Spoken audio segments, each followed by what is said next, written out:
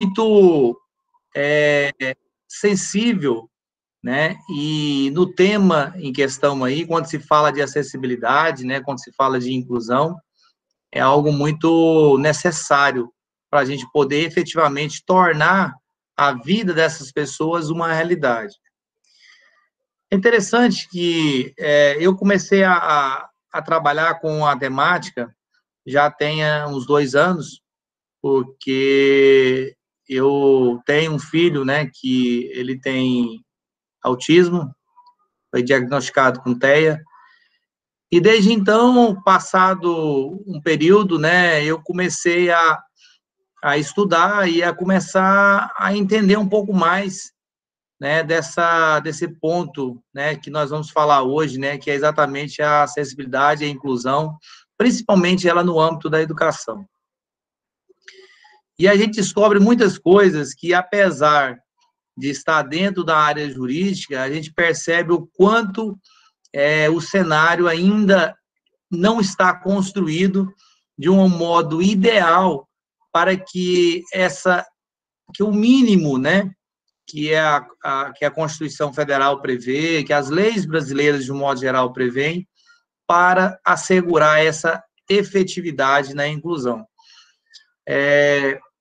A temática, eu sou até suspeito em falar, porque eu gosto muito da temática, né? Venho escrevendo sobre o assunto, venho usando a mídia e as redes sociais e a minha posição profissional para fazer voz a um tema e a tantas pessoas que estão por detrás dessa legislação, dessas questões aí, e que não tem um meio de falar, né? Não tem aonde chegar e ficam à margem do Estado, que, infelizmente, ainda não priorizou uma política pública nessa área, né? Nós percebemos alguns avanços, né? Eu poderia citar, por exemplo, esse ano, a Lei Mion, que alguns até dizem que não seria necessariamente um avanço, porque já há uma previsão de identificação na própria Lei de Inclusão, que é de 2015. Porém, essa lei, ela é importante pelo seguinte aspecto: essa lei, ela destaca uma temática, né? E nós precisamos desse destaque. Segundo, ela vem a reconhecer uma condição de cidadania para essas pessoas. E essas pessoas são absolutamente cidadãs do ponto de vista legal, sem nenhuma distinção do ponto de vista do direito. Então, isso é relevante ao surgimento da lei. E o outro aspecto é o aspecto da visibilidade. Essa visibilidade, em âmbito, em questões relativas à inclusão e acessibilidade, é algo que muitas vezes é atrelado a muitas barreiras, né? Há muitas dificuldades de serem sobrepostas. Isso porque nós temos um histórico muito grande, né? De muitos anos de retrocesso no âmbito da inclusão para fins da educação e nas demais diversas áreas relativas a direitos dessas pessoas aí. Então, algumas pessoas já devem ter assistido o filme que trata sobre o Hospital de Barbacena, né? É um filme que ele traz um histórico chocante da realidade dessas pessoas dentro do histórico brasileiro. E nós percebemos o quê? Quando nós vimos aquele filme, que a forma de tratamento era dada, por quê? Porque, primeiramente, as pessoas não conheciam aquilo que elas iam cuidar. Em segundo lugar, as pessoas não sabiam como lidar com aquilo, por não conhecer. E, em terceiro lugar, porque a maneira que eles mais achavam fácil e cômoda de tratar era fazendo uma reclusão nessas pessoas. Essas pessoas eram recolhidas da sociedade, colocadas no manicômio, né, no hospital psiquiátrico, e ali eram tratadas de que maneira? Eram tratadas como objetos. Essas pessoas não eram sujeitas de direito. E esse é o grande desafio. E a educação, eu vejo, já que a temática da semana aí é exatamente a educação para fins de acessibilidade e inclusão, ela é o pilar de tudo isso, né? É o ponto de sustentação de tudo. Porque se nós imaginarmos o que é efetivamente uma educação inclusiva, né, é algo que daria para nós falarmos aqui o dia inteiro. É um tema muito vasto, mas só para fazer um breve apanhado. Primeiramente, eu vejo que numa educação inclusiva, nós temos que ter um processo pedagógico inclusivo. Esse processo pedagógico inclusivo, ele envolve todo um cenário construído para esse trabalho da inclusão, que, gramaticalmente falando, incluía algo fácil, né? Se você permite o acesso do aluno à escola, se você permite o acesso do aluno à sala de aula, você fez uma inclusão, mas você não tornou acessível a condição a ele. Então, esse aluno, ele fica meramente no âmbito da estatística da unidade escolar. Ele não aparece qualitativamente.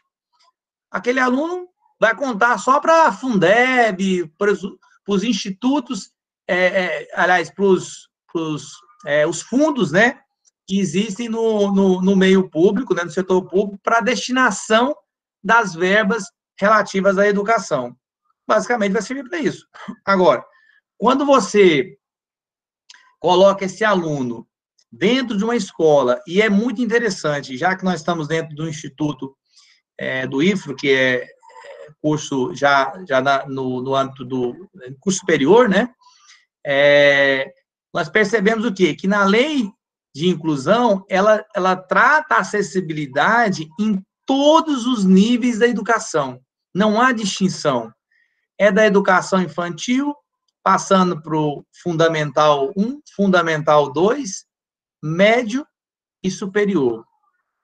Ou seja, em todos os níveis da educação é assegurado o direito à acessibilidade, né? Aí alguns perguntam, tá, mas o que é acessibilidade? Acessibilidade, facilidade na aproximação, no tratamento ou na aquisição. Isso significa que se eu estiver participando de uma live como essa aqui, um bate-papo, né, uma conversa, uma palestra, enfim, uma conferência, eu estarei garantindo isso? Bom, de fato, não. Porque se nós não tivéssemos, por exemplo, os intérpretes de Libras para garantir que as pessoas que têm deficiência da surdez não pudessem, melhor dizendo, acompanhar o que está sendo falado, o que está sendo apresentado, obviamente que não haveria uma acessibilidade, né? A inclusão e a acessibilidade, elas caminham juntas, são como se fossem irmãs, né? E eu diria até que são como se fossem irmãs siamesas. Uma não pode estar desassociada da outra. Se eu faço a inclusão, automaticamente a acessibilidade ela tem que ser elevada. Porque, como eu disse, incluir é muito fácil. Agora, a inclusão efetiva é um passo além, que vai passando exatamente por conta desse processo pedagógico inclusivo.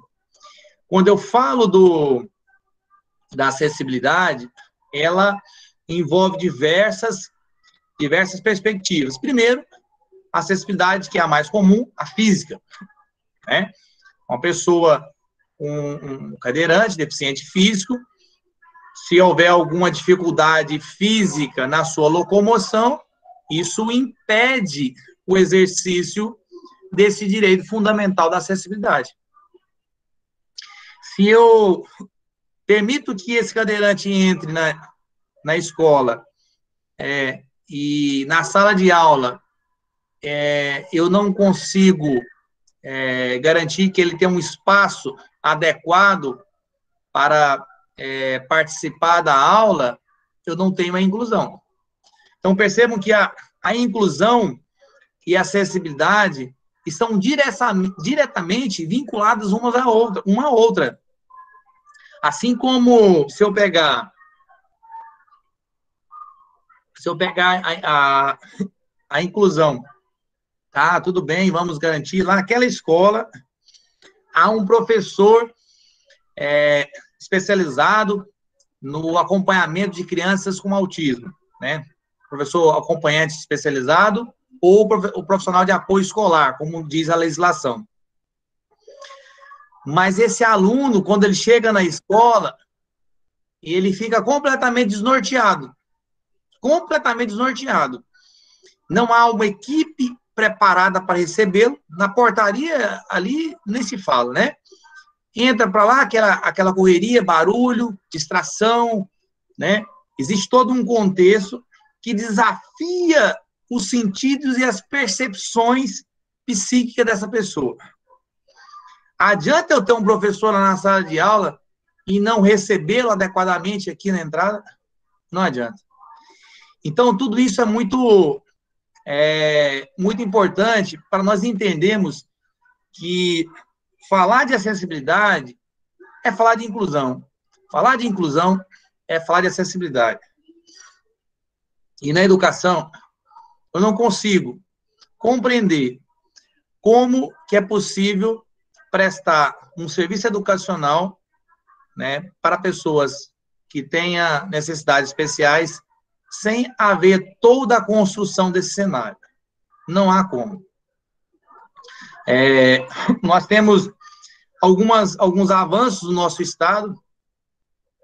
O estado de Rondônia tem feito algumas qualificações no âmbito do território do estado.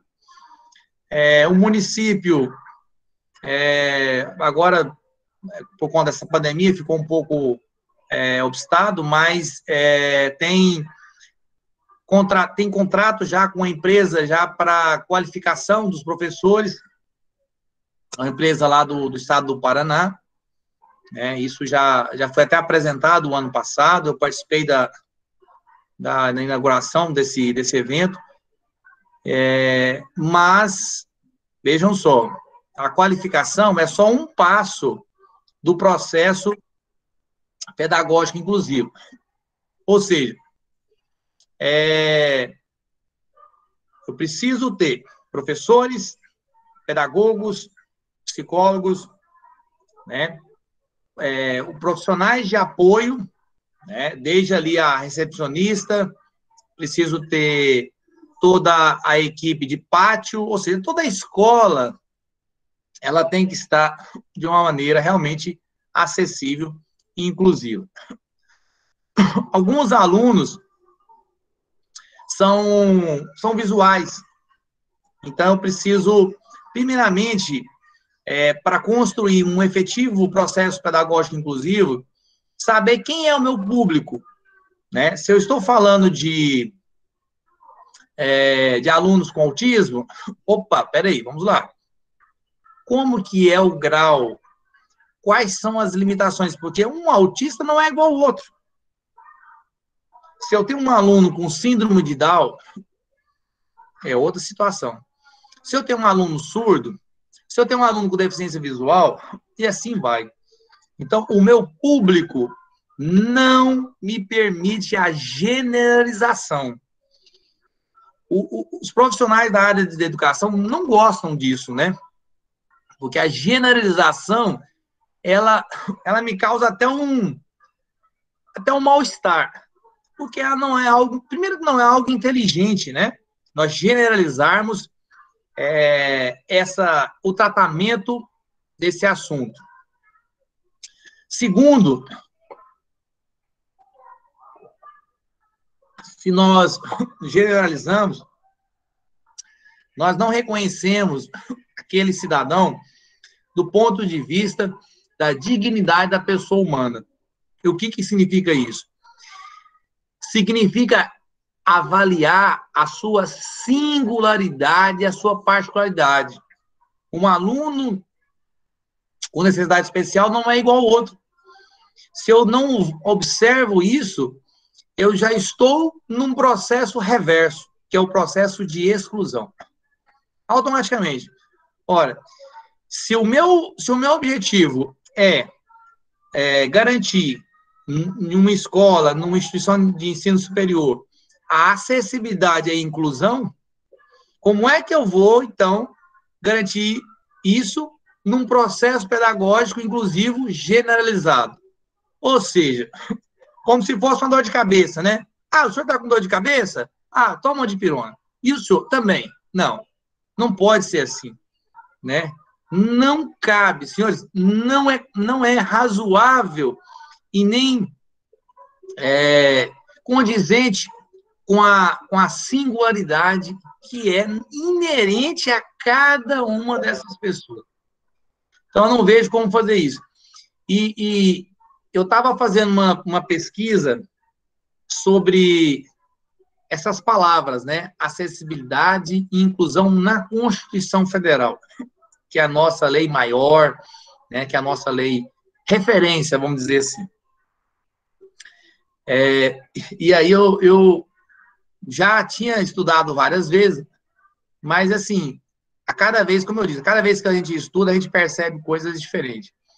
E pesquisando a temática da acessibilidade, jogando no Google, aí eu fiz lá o Ctrl F, né, que é a pesquisa, e acessibilidade, sabem quantas vezes aparece na Constituição Federal a palavra acessibilidade? Adivinhe? Nenhuma. É isso mesmo, nenhuma. A palavra inclusão, jogando a pesquisa também, no texto como um todo, aparece 5 vezes. Sabe quantas vezes ela está tratando da questão das pessoas com necessidades especiais? Eu não vi nenhuma. Nenhuma. Então, assim, mas então a nossa Constituição não é uma Constituição cidadã, né? Que é o que se prega, né? Na época do então deputado lá, Ulisses Guimarães, a nossa Constituição cidadã, porque ela assegura, como nunca se havia feito, uma rede de direitos, diria, fundamentais, ou seja, direitos que constituem a essência dignamente do cidadão. E como que essa Constituição esqueceu disso? Como que ela não falou disso? Né? Nós percebemos, né, quando você fala da educação, e ela trata do aspecto da acessibilidade. Né? Talvez como a terminologia foi evoluindo, o tempo foi passando, né? O legislador da época não atualizou aquela terminologia jurídica com aquilo que se está hoje, né, vamos dizer assim, tratando, né? De 2015 para cá, nós temos o Estatuto da Inclusão, que é a Lei 13.146 de 2015. É uma lei de referência. Por quê? Porque o Estatuto da Inclusão, ele prevê uma série de direitos fundamentais e de deveres, né, estabelecendo regras de conduta e regras de condução nesse processo de acessibilidade e inclusão. E nós percebemos nele que a educação, ela é tratada, né, dissecada, melhor dizendo, aqui naquele texto, de uma maneira muito, muito responsável. Obviamente que não traz na sua inteireza todo o aspecto, né, desse processo pedagógico inclusivo, porque é cabível, obviamente, às legislações específicas, né, da educação, o aprimoramento e o detalhamento desse processo pedagógico inclusivo.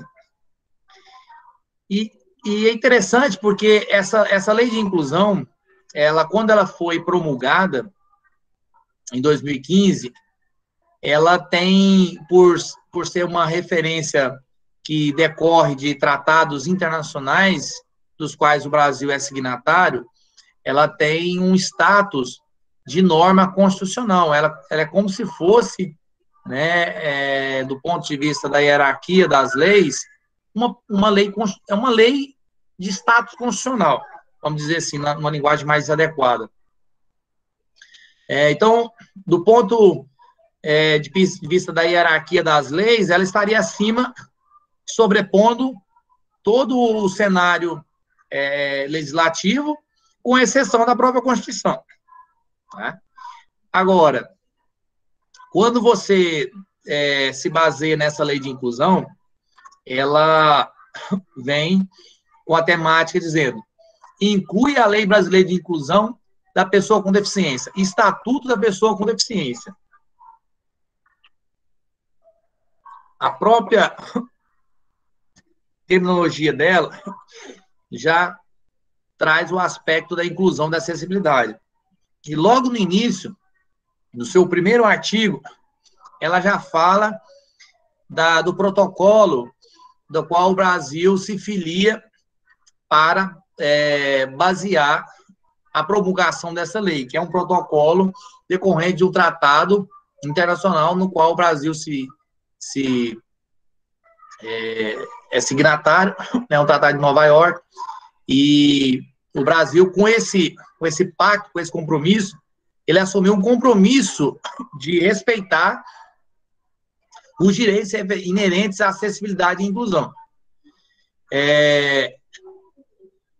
Do ponto de vista da educação, da saúde, da habitação,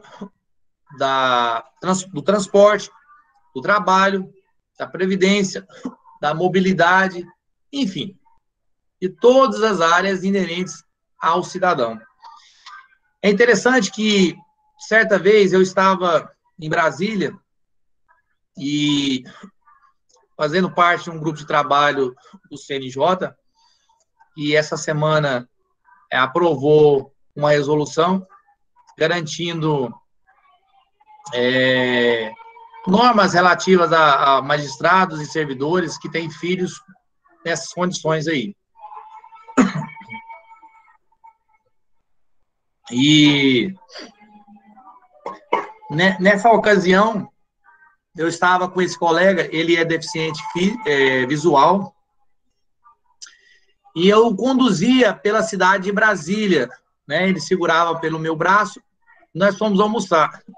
E nessa ocasião, nós fomos atravessar, né, passando algumas calçadas, né, atravessando algumas ruas lá, e algumas calçadas bem irregulares para a travessia de uma pessoa sem a deficiência, imagina no caso dele. E o que mais me chamou a atenção é que em Brasília é uma das cidades em onde se percebe mais essa preocupação em relação à trafegabilidade, né, da identificação de placas, sinalização e tudo mais. Mas exatamente no ponto que nós íamos atravessar a avenida de um ponto a outro, não havia faixa de pedestre. E deveria haver, porque é exatamente um cruzamento, é um local de sinalização, mas que não havia a sinalização horizontal da faixa de pedestre. E aí eu falei para ele, ó, vamos tentar atravessar. Como eu estava com mais outros colegas, aí eu falei para eles, ó, vamos ter que dar a carteirada aqui, vamos ter que parar os carros aqui para nosso colega atravessar.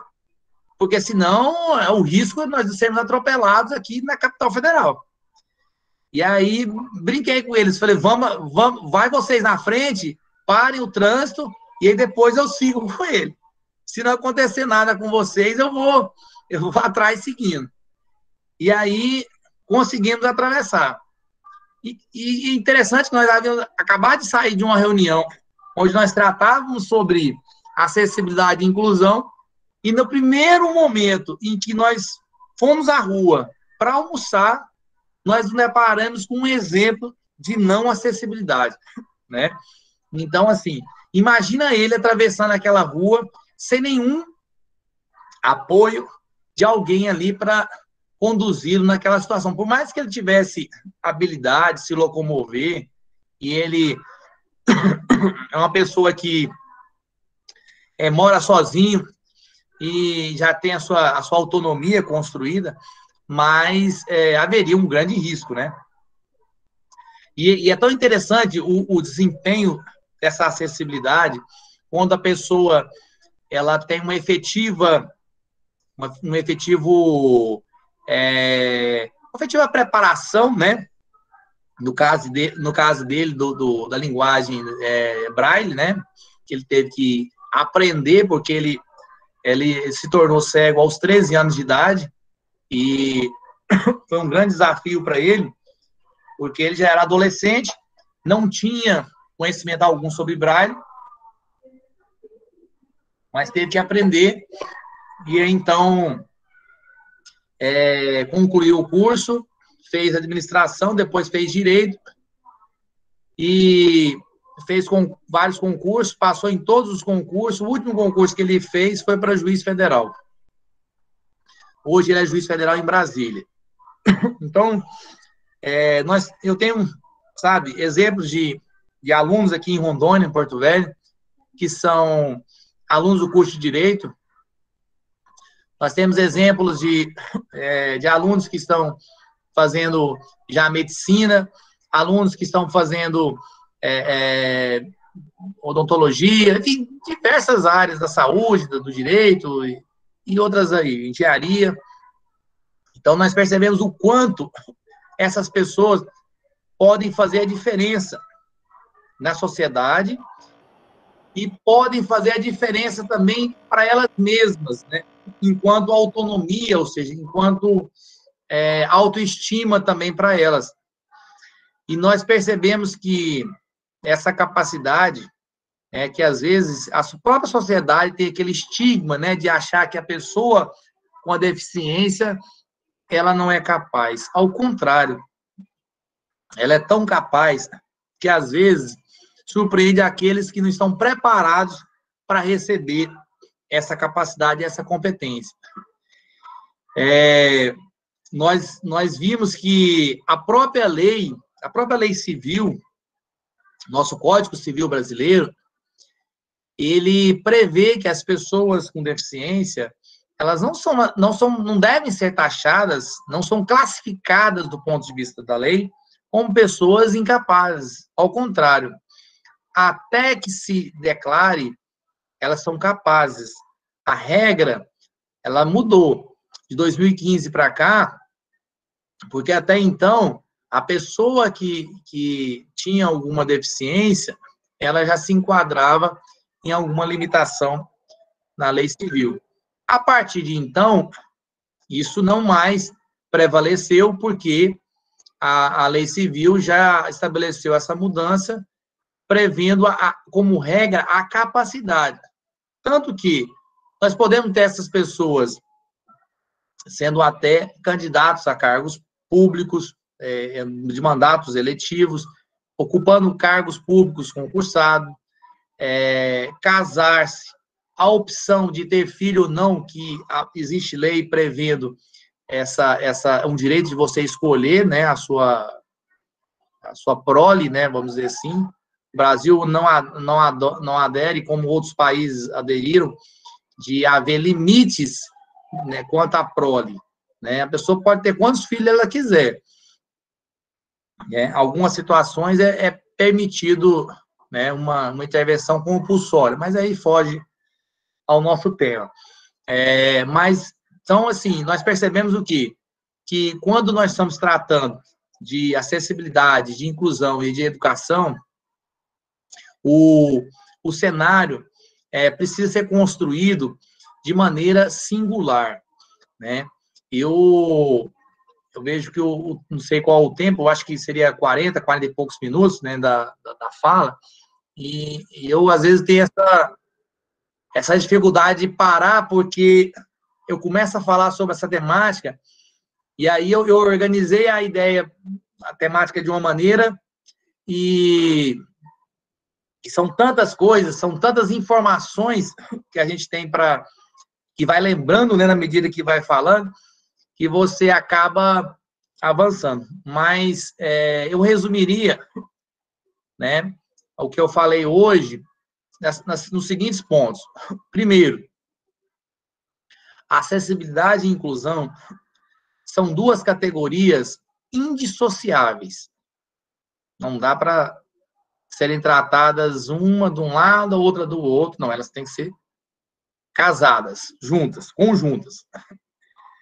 Segundo, nesse contexto de acessibilidade e inclusão para a educação, ou seja, para qualquer outra área, mas especificamente aqui no nosso caso, para a educação, ela permite a dignidade dessa pessoa, ela permite exercer a sua condição de cidadã, e cidadã não é no sentido de exercer direito político, cidadã no sentido dela poder ser sujeita, por ela ser sujeita de direito, ela poder exercer esses direitos.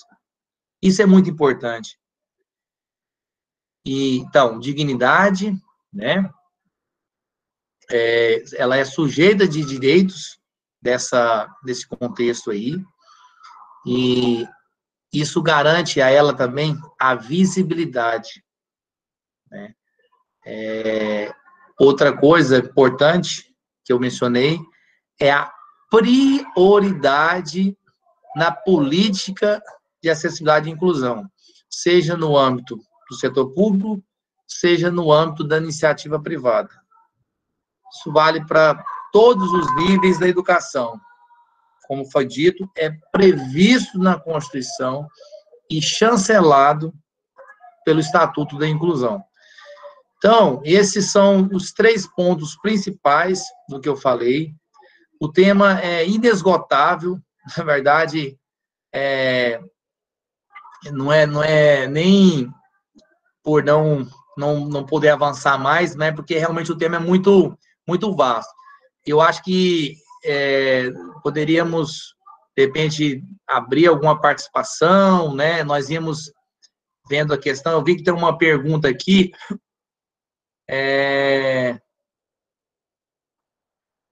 tá, eu vi perguntando aqui se a lei de cotas é cotas, né? Tá contas aqui, mas que é cotas. Se continua ativa ou foi cancelada?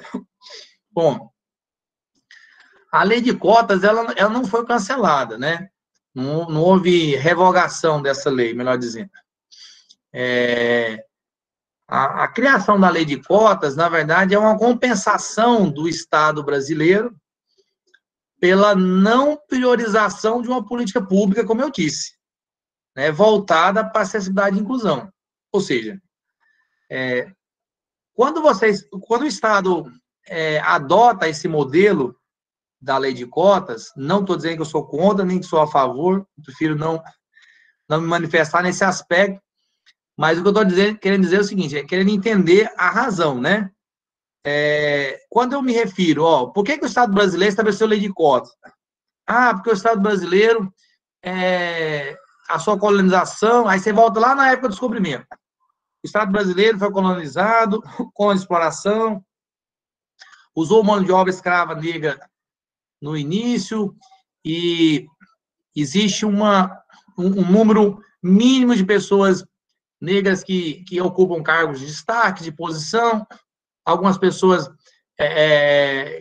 a maioria dos cargos são ocupados por homens, as mulheres têm ocupam menos cargos de direção, menos cargos de destaque na sociedade, mas aí a lei de cotas vem para quê?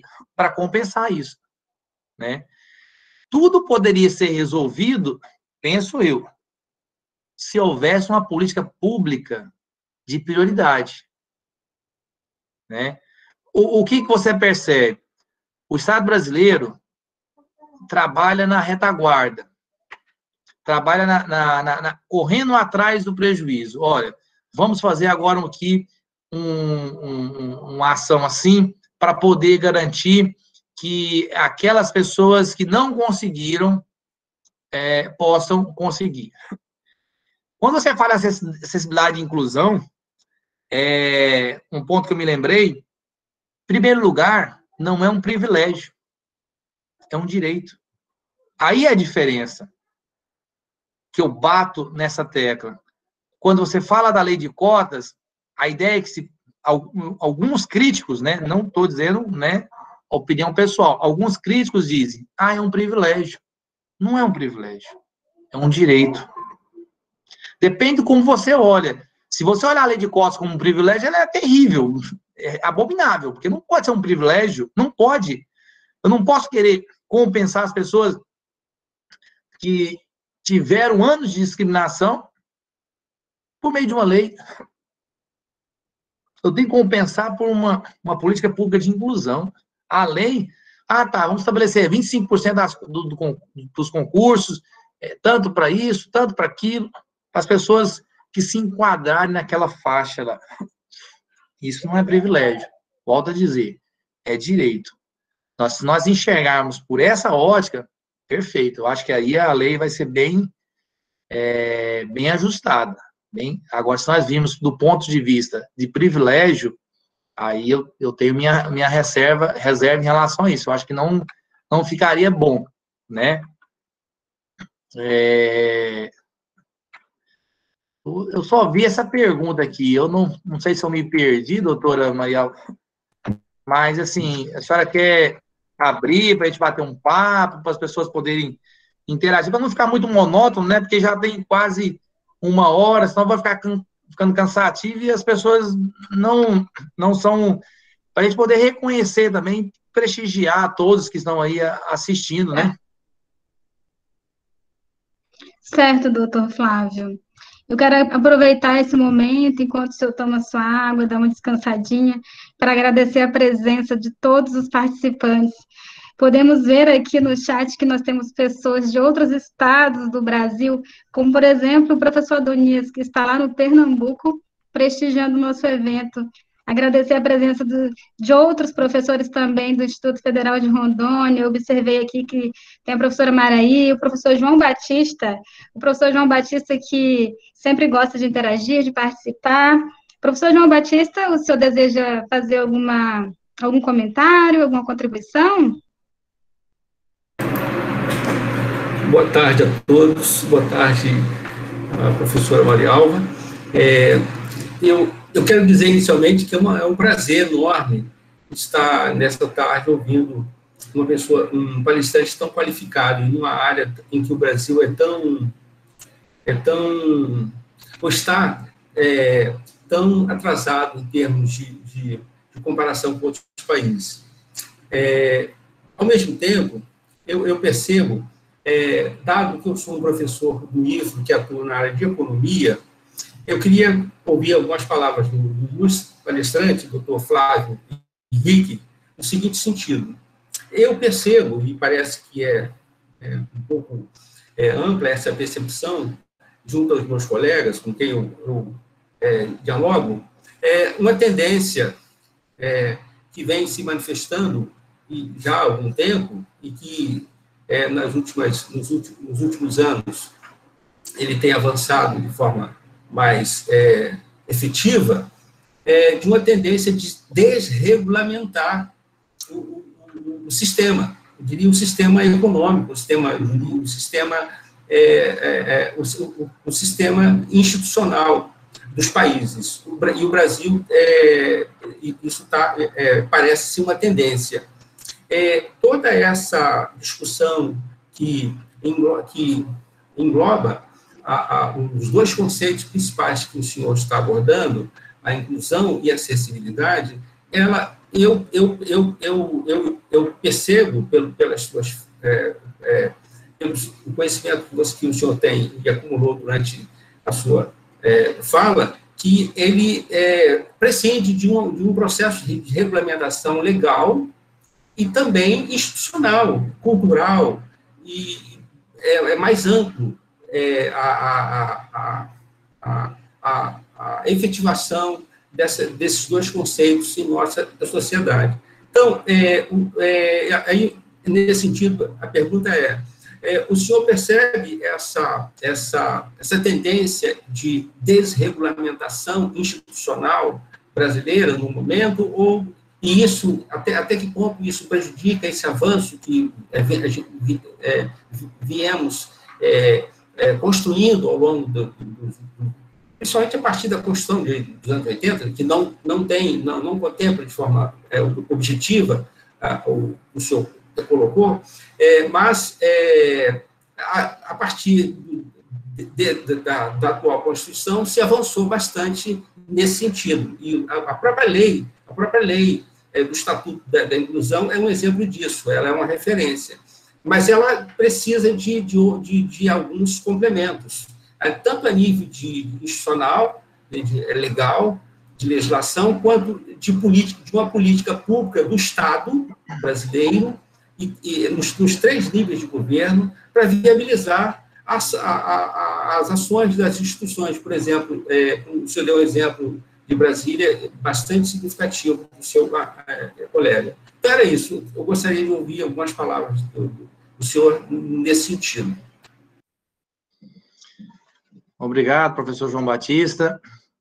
De fato, a percepção que o senhor levantou é uma percepção bastante relevante e, vamos dizer assim, condizente com o momento. Eu não sei se isso possa ter algo a ver com aquilo que nós estamos enfrentando, né, que é uma questão também de saúde pública, né, com essa pandemia, mas é interessante a pergunta do senhor, porque esse ano mesmo, né, falando e estudando sobre o tema em meio à pandemia, eu percebi uma preocupação da ONU, né, em relação à questão da acessibilidade, da inclusão, né, da efetivação do direito dessas pessoas aí com deficiência. Porque o Estado brasileiro, os estados de um modo geral, né, acometidos por esse coronavírus, eles se viram, em primeiro momento, atordoados, né, até que se estabelecesse um plano de ação para um combate a um inimigo invisível, vamos dizer assim, né, um inimigo onde, ao mesmo tempo que ele é tão pequeno, mas ele é muito forte. E isso, obviamente, que trouxe um certo impacto também para algumas não prioridades, né?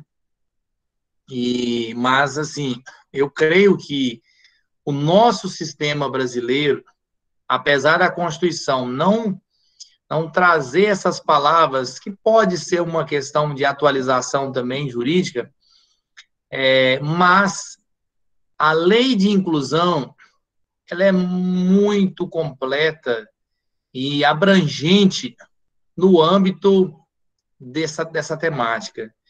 Então, o que nós precisamos é uma ação mais, do ponto de vista da política pública, e... Só um minutinho. E aí me refiro à política pública enquanto o papel que pode ser exercido pelo Estado, tanto o executivo, o legislativo, quanto o judiciário.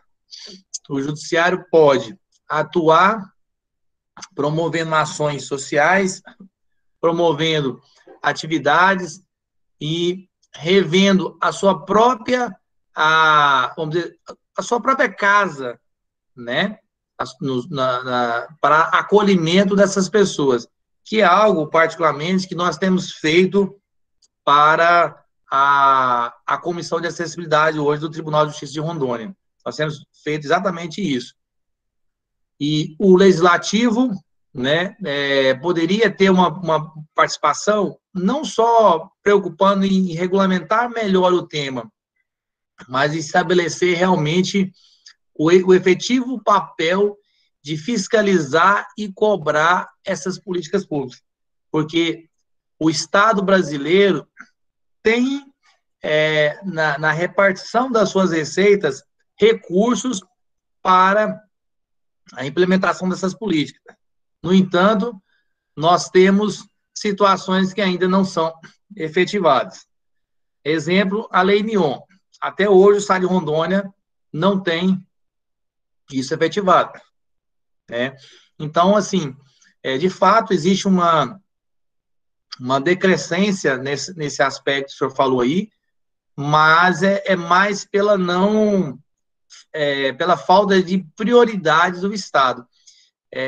Quanto mais leis nós tivermos no Brasil, nós podemos perceber que quanto mais legislação, maior é a sua dificuldade de implementação. Porque, como intérprete da lei, se eu tenho só um código, veja um exemplo de países que o direito que nós chamamos de direito consuetudinário, ou seja, o direito baseado nos costumes. A Inglaterra, a Grã-Bretanha. Se não fosse assim, a Grã-Bretanha não funcionaria. Porque lá nós temos um sistema mais fechado, eles têm uma lei de referência e tudo que vai acrescentando, né, é baseado nos costumes, nas tradições e na jurisprudência formada pelos tribunais. Então, assim, se fosse isso um motivo de insegurança jurídica, a Grã-Bretanha seria um caos. E não é um caos. Né? Por que no Brasil, então, com tanta legislação, nós ainda vivemos uma insegurança jurídica? As pessoas falam, mas eu não consigo efetivar o meu direito, né, de acessibilidade e inclusão. Será que falta legislação? Eu acho que talvez não necessariamente falte, né, mas falta realmente uma organização do Estado para estabelecer os devidos papéis, né, e regulamentar esse papel. Bom, então, quem é que vai fazer a carteirinha da Lei Mion? É a Secretaria de Assistência Social. Então, pronto. Então, ela fica encarregada disso. Aí, se hoje nós formos indagar o Estado, né, o Estado vai dizer, não, é da saúde, não, é da educação, não, é da assistência social, não, é de quê, então? Né? Alguém tem que regulamentar. Não, depende da regulamentação do governo federal. Tá, mas o governo federal no regulamento, então, aí se cria um limbo. Então, às vezes, a legislação, se ela não vier complementar, ou não esclarecer, ou não der o norte, ela traz mais insegurança do que a falta dela. Porque na falta dela, existe ainda remédio jurídico, constitucional, que possa suprir a ausência de lei. Existe, para isso existe um mandado de injunção. Agora, o excesso de leis, às vezes, até traz uma insegurança pelo fato de provocar, às vezes, até conflitos entre as competências dos entes federados e a falta de compatibilidade entre um texto e outro, né? Que, infelizmente, às vezes ocorre. Obrigada, doutor Flávio. Já estamos caminhando para o final do nosso evento, mas eu não posso deixar de fazer a leitura de alguns comentários interessantes que nós tivemos aqui no chat. Doutor Flávio, tivemos muitos parabéns. As pessoas estão impressionadas realmente com a sua capacidade em transmitir esse conhecimento, fazer essa mediação para a gente em relação a essa temática. Olha só, a Eliane Ricarte comentou aqui no nosso chat assim: interessante o conhecimento da lei da inclusão. E a Jéssica acrescentou: é verdade. Temos também o Kleber Silva Moura. Olha só, aluno lá do nosso curso de gestão pública. O Kleber também, que é servidor do Tribunal de Justiça, doutor Flávio. Ele disse: a lei de inclusão precisa ter melhor divulgação, no caso, com mais eventos como este de hoje. É isso mesmo. Lembrando que nós temos alunos aqui no evento de todos os níveis. Temos alunos de nível técnico, temos alunos da graduação e alunos também da pós-graduação. Estou vendo aqui na câmera o nosso aluno da pós-graduação em gestão de instituições públicas que está acompanhando o evento. Olha só, a Gessiane Antônia comentou também assim: tem uma filha de 15 anos que tem deficiência visual e intelectual e amparada pela lei e amparada na inclusão. Aqui em Guajará, eu fiz braille com o professor Lourione. Ele, deficiente total de visão, e atende os deficientes, isso é maravilhoso. Excelente palestra.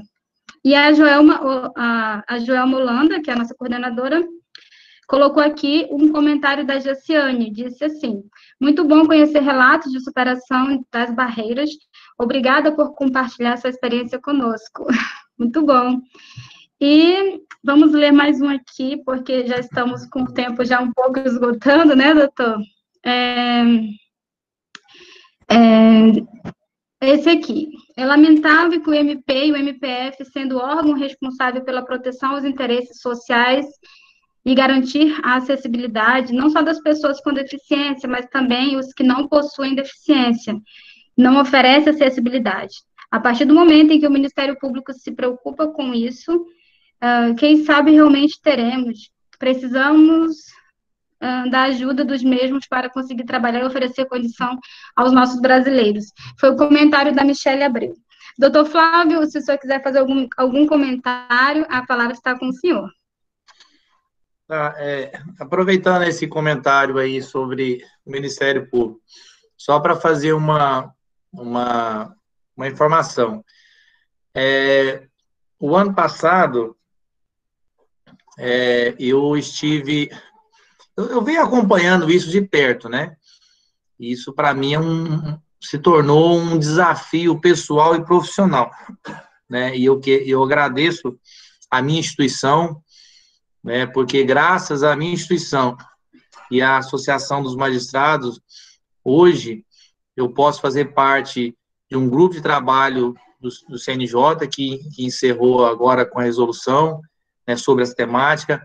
Estou na Comissão de Acessibilidade do Tribunal e também numa diretoria da Associação Nacional dos Magistrados com relação a essa temática. E eu percebo o seguinte: o ano passado, o Ministério Público, ele fez um termo de ajustamento de conduta, que é o TAC, e chamou algumas instituições para assinar esse termo. Houve uma audiência pública na sede do Ministério Público aqui em Porto Velho, e houve uma discussão, né, enfim, é uma preocupação muito grande das escolas no seguinte sentido: nós não podemos assinar esse termo de ajustamento de conduta porque isso traz um impacto econômico muito grande. Algumas escolas não necessariamente vão ter essa preocupação, porque o aporte econômico delas permite que elas consigam suportar isso. Algumas escolas pequenas até, sim. Mas, sinceramente falando,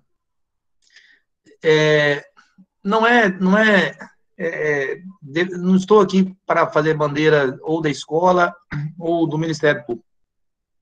Estou dizendo que o Ministério Público buscou, nesse termo de ajustamento de conduta, alinhar tudo relativo à lei de inclusão na educação para que houvesse o cumprimento, né? Então, não vou avançar porque eu não quero fazer um juízo de valor, né? Porém, eu já estive no Sindicato das Escolas Particulares de Porto Velho, palestrando sobre esse tema. Já estive no Conselho Municipal de Educação, a convite também, para falar, na época, inclusive, sobre o TAC. Aí, qual é a questão que se perpassa aí?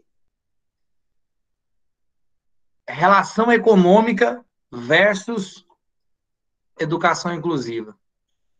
Para mim, né, enquanto intérprete da lei, é uma balança que não tem como você querer pesar com grandezas iguais. Não são grandezas iguais. Eu não tenho como escolher entre a vida e o patrimônio, né? A vida é mais importante do que o patrimônio. Como que eu vou escolher entre a educação inclusiva e o aspecto econômico da escola, né? do ponto de vista da relação do direito fundamental, que foi o que nós falamos hoje, educação inclusiva. Não tem como fazer uma escolha diversa. Cabe à escola o ajuste e adequação. Isso não exige que a escola faça uma mudança brusca, um investimento astronômico para ela poder estar adequada. Aí eu disse para eles, falou, e mais, às vezes a escola está criando todo um alvoroço desse e ela não tem nenhum aluno para poder criar alguma resistência. Né? Às vezes está se criando uma bandeira do contra em razão de algo que nem existe. A preocupação da escola, ela tem que ser uma preocupação em garantir isso daí de forma efetiva, porque nós temos anos, nós temos séculos de retrocesso, né? Então, assim, se não há uma preocupação do Estado de priorizar, e não há uma preocupação do setor particular de priorizar, quem é que vai priorizar na educação, então? E se o Conselho Municipal de Educação não cobrar, quem vai cobrar? Né? O Ministério Público fez esse termo de ajustamento de conduta para cobrar. Né? Não houve um acolhimento das instituições, elas não quiseram encampar a ideia. Né? Mas será que o TAC estava exigindo algo absurdo? Não. Do ponto de vista da legislação, não. Somente o cumprimento da lei. Só. A questão do custo econômico é algo que eu disse para eles, tanto no conselho quanto, né, no sindicato, que era uma relação que não cabia a mim falar sobre ela. Né? Caberia a eles avaliar isso no custo do serviço que eles prestam. Mas eu não poderia jamais admitir, jamais, mas nem de longe, que a balança não pendesse para o lado da educação inclusiva. Se ela um dia não pender para o lado da educação inclusiva, eu, sinceramente, não vejo mais sentido de falar sobre o assunto, porque aí eu acho que é um sepultamento, né? E aí é a vitória realmente do retrocesso. Aí o avanço na educação inclusiva ele não vai acontecer.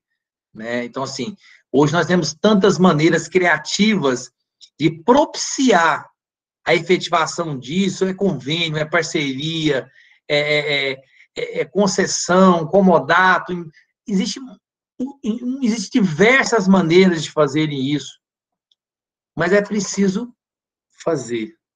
Não há como se negociar o não fazer. E só para encerrar, o que eu disse para eles, não se negocie com o Ministério Público não fazer a inclusão. Se negocie como fazer. Porque aí você vai dizer, não, ó, esse mês eu posso fazer isso, daqui 2 meses eu posso fazer aquilo, tal, de forma que daqui 1 ano está tudo pronto. Podemos homologar um acordo assim? De repente, é possível. Isso demonstra o quê? Compromisso. Certo, doutor Flávio. Doutor Flávio, nós temos aqui um participante solicitando a palavra. O senhor ainda tem tempo para dar continuidade? Pode.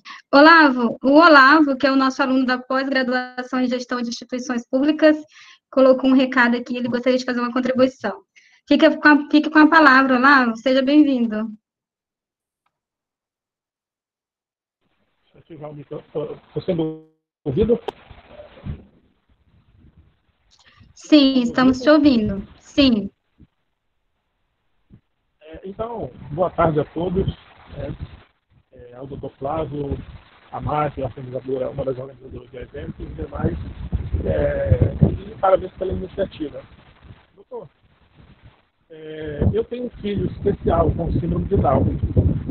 Hoje ele tem 20 anos. E no decorrer desse tempo, eu vivenciei diversas situações, diversas experiências, inclusive até hoje eu vivencio uma exclusão da situação do filho. Por quê? porque ele necessita de todo um atendimento especializado, de uma rede que seria necessária para que ele possa ser incluído como um cidadão, porque a Constituição brasileira garante para todo cidadão brasileiro, inclusive os deficientes. No entanto, esse direito ele é usurpado, ele é sonegado, porque não existem políticas públicas realmente definitivas, concretas, reais, por falta de vontade política. E aí antes de fazer uma outra para o senhor fazer uma reflexão sobre ela e mais tarde a gente para poder me responder. Eu queria saber do senhor qual seria a motivação necessária que o Estado ele precisa para fazer cumprir a Constituição, para que seja garantido o direito de todo cidadão brasileiro, o direito de todos os deficientes. Qual seria a motivação necessária e real para que pudéssemos chegar a esse objetivo? Porque eu estou fazendo um retrospecto histórico, a gente vai poder observar que durante os 500 anos de Brasil, todo esse processo de exclusão, ele aconteceu, como o senhor bem falou, com relação à política de cotas. A política de cotas, ela é um direito adquirido devido a um longo processo de discriminação racial. Então, hoje, existe essa política devido a isso. Esse é o principal motivo. Todavia, doutor, a gente percebe também que, apesar de as pessoas estarem um pouco mais informadas sobre toda essa situação, a gente observa também que existem pessoas que continuam sustentando um certo preconceito, não por uma falta de informação, mas possivelmente, não sei, eu não posso afirmar, mas possivelmente por uma questão conceitual, uma questão de valor formulado. E aí a gente consegue ver as pessoas agindo com conhecimento de causa, mas ainda com preconceito. E esse preconceito não só com relação aos deficientes, mas a gente percebe também a questão da opressão de gênero, a gente percebe também a questão da discriminação com relação à orientação sexual, com relação à misoginia e outras questões a mais. Eu penso, doutor, que uma das maneiras da gente começar a corrigir essa distorção é a gente investir em educação e os poderes constituídos, principalmente o judiciário, poder efetivamente exercer um papel de real cobrança, para fazer com que realmente essa coisa ela possa andar, para que ela possa movimentar, para que as pessoas se sintam pressionadas pelo cumprimento das suas responsabilidades. Porque, como o senhor bem falou agora há pouco, leis existem. Talvez o Brasil seja um dos países que tem o maior número de leis no mundo. Então, nós temos lei para tudo no Brasil. No entanto, o cumprimento dessa lei é que é precário. Existe um déficit, existe uma falta de vontade de tornar pública essa lei, tornar ela notória, para que as pessoas conheçam, para que as pessoas assimilem e se apropriem desse conhecimento, dessa lei, e possam exercer o seu direito de cidadão. E aí nós vamos para uma outra questão. Existe uma cultura de alienação das pessoas. A gente vê que as pessoas vivem um processo de alienação terrível e não conseguem perceber que têm direitos. E só para finalizar, nós vivemos numa situação atípica na nossa geração, que é a pandemia. Um vírus terrível, que está submetendo a humanidade a experiências muito profundas, não só com relação à questão da saúde, mas a pandemia, de certa forma, ela veio aí para mostrar outros aspectos, expor, desnudar outros aspectos, não só com relação à questão da saúde, mas a questão econômica, a questão social, a questão dos preconceitos. Então, tudo isso está sendo colocado por um vírus invisível, né, a olho nu. No entanto, doutor, eu vejo que essa pandemia, ela, de certa forma, se a gente for observar, a gente vai verificar uma coisa muito interessante. O Estado, ele teve que agir. O Estado, ele teve que mostrar qual o seu real objetivo, que é de atender às necessidades da população. Então, a gente precisa encontrar meios, somar forças para pressionar o Estado a cumprir com o seu dever, porque a Constituição é clara, é dever do Estado. O Estado tem que cuidar do seu cidadão. Nós temos direitos, o que está faltando é que os direitos eles realmente serem garantidos. Certo. Olavo, eu vou passar a palavra para o doutor, porque o teu áudio não está muito bem para a gente, ok? Mas deu para pegar um pouquinho da tua participação, sim. Doutor Flávio, fique à vontade.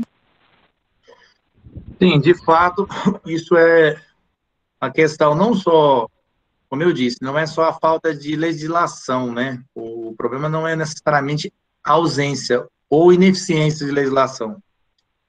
É também um problema cultural, né? E é também um problema moral. E, né, eu vivenciei já situações como classificadas como preconceituosas, discriminatórias, né? Porque quando você tem uma pessoa na família com autismo, o autismo não é um perfil estereotipado, né? Você olha, você já, tá, ele é. Não, né? A pessoa com síndrome de Down, ela já tem um cariótipo próprio. Então, a pessoa já olha, tá, ela já reconhece. Então, muitas vezes, o autista passa por situações extremamente desagradáveis, né? Se você chega, por exemplo, numa fila do aeroporto para embarque, você tem prioridade, né?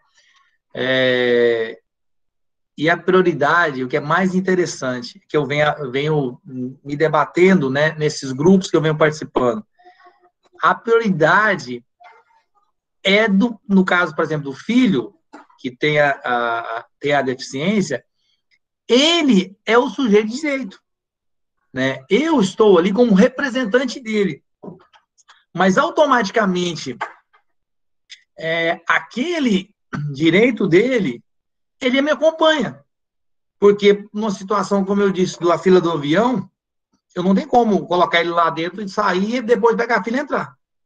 Então, obviamente que, né, o direito acompanha ali toda a família. E aí já houve situações onde a pessoa, ela comentou, né, e bom, o que será que ele tem por estar ali na frente, né? Por que ele está passando na frente, né? É melhor a gente nem responder, nem comentar, né? Porque não cabe a mim, naquele momento, né, perder a razão, né? Porque o meu filho depende de mim. Então, cabe ali ao responsável da aeronave. Se ele me chamou, eu identifiquei e falei, meu filho tem isso, isso, isso, tal, tal, tal, eu tenho direito aqui à prioridade. Sim, senhor. Pois não. Vamos lá. Então, pronto. Se a pessoa vai ficar, isso é cultural. Então, assim, eventos como esse, né, situações como essa pandemia mostram que todos nós estamos na horizontal, né? Essa hierarquia, né, que é estabelecida por cargo, posição, função, ela é passageira, né? Então, infelizmente, algumas pessoas não aprenderam pelo amor, talvez vão aprender pela dor. É um modo mais difícil, né? Mas eu acredito que é muito, muito oportuno o que você falou, Olá, parabéns pela sua menção aí, né? É exatamente esse ponto, né? O Brasil precisa evoluir culturalmente e moralmente, né? Muitas vezes as pessoas pensam assim, fazendo uma mudança rápida de assunto, improbidade é só você lesar o erário público. Não, se você fura uma fila de banco, você é improbo também.